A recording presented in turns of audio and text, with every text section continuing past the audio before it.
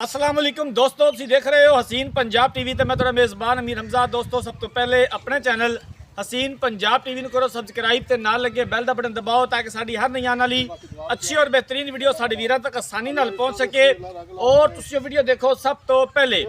ਅੱਜ ਜਨਾਬ ਆਪਣੇ ਵੀਰਾਂ ਭਰਾਵਾਂ ਵਾਸਤੇ ਇੱਕ ਬੂਰੀ ਝੋਟੀ ਦੀ ਵੀਡੀਓ ਲੈ ਕੇ ਹਾਜ਼ਰ ਹੋਏ ਹਾਂ ਆਪਣੇ ਸਬਸਕ੍ਰਾਈਬਰਾਂ ਦੀ ਡਿਮਾਂਡ ਤੇ ਆਪਣੇ ਵੀਰਾਂ ਦੀ ਫਰਮਾਇਸ਼ ਤੇ। ਜਨਾਬ ਕਾਫੀ ਵੀਰ ਭਰਾ ਡਿਮਾਂਡ ਕਰਦੇ ਸਨ ਕਿ ਜਨਾਬ ਬੂਰੀ ਝੋਟੀ ਦੀ ਵੀਡੀਓ ਲੈ ਕੇ ਹਾਜ਼ਰ ਹੋਵੋ। ਅੱਜ अपने वीर वास्ते पूरी झोटी लैके आए हैं। कैमरामैन सब जानवर दिखाएंगे, उस तो बाद सारिया गल्लां बातां मालकां दी ज़ुबानी मालकां कोलों पुछांगे। माशाअल्लाह जी, बल्ला मथा, बग्गी मुछ, किंगरी वाला सिंह, गिठ गिठ जनाब, कन्ना विच पशम, पूरे जिस्म उत्ते पशम, लम्मी बूथी, कद चंगा, वेल बड़ी जनाब, पहला सूआ। ये झोटी सूईए, तुनी कोली दा निशान तक नहीं है। टाका देख लैनियां ने मेरे वीरां ने, खुड्डा पुट्ठा कैमरे की नज़र है वीरां दे सामने आ। हवाना माशाल्लाह बड़ा खूबसूरत है, लाटू तरह मोटा थन लग्या होया है, बरीक धागे वर्गी पुछल है, पहला सूआ।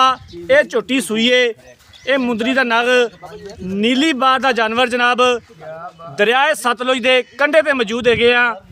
थन बड़ा कमाल लग्या होया है। जी बच्ची नज़र आ रही है, चलती कोई नहीं जनाब। बाकी हर एक गलबात मालकां दी ज़बानी मालकां कोलों पुछ लवांगे। पिछले दोवें खुर सफेद ने, कद बड़ा, वेल बड़ी झोटी दी, फुल बारीक चमड़ी दी झोटी है। अपने वीरां वास्ते मेहनत करी दी है, कोशिश करी दी है कि अच्छे तो अच्छा जानवर दिखा सकीए। बाकी लेने देने मुकद्दर ने। नीली बार के जानवर अपने वीरां भरावां नूं दिखाई देने, नीली का शौक पूरा करवाई दा।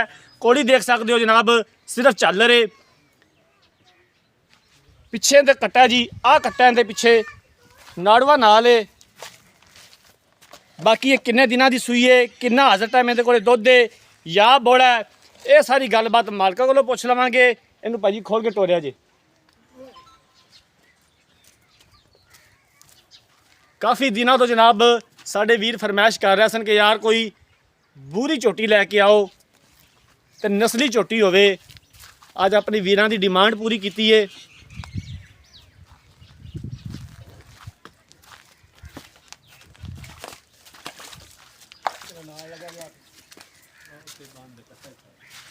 पूरा आ जाओ भाईजान, इत्थे आ जाओ।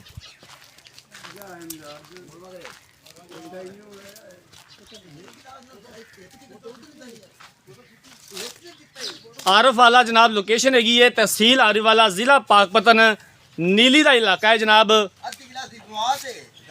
बच्चा उत्थे प्यार रहिंदे, मझ उत्थे वापस लै चलो ना।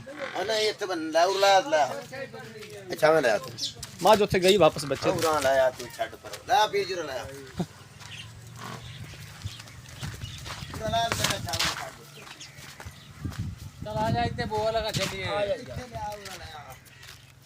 थान देख सकते हो माशाल्लाह बड़ा खूबसूरत थान लग्या है।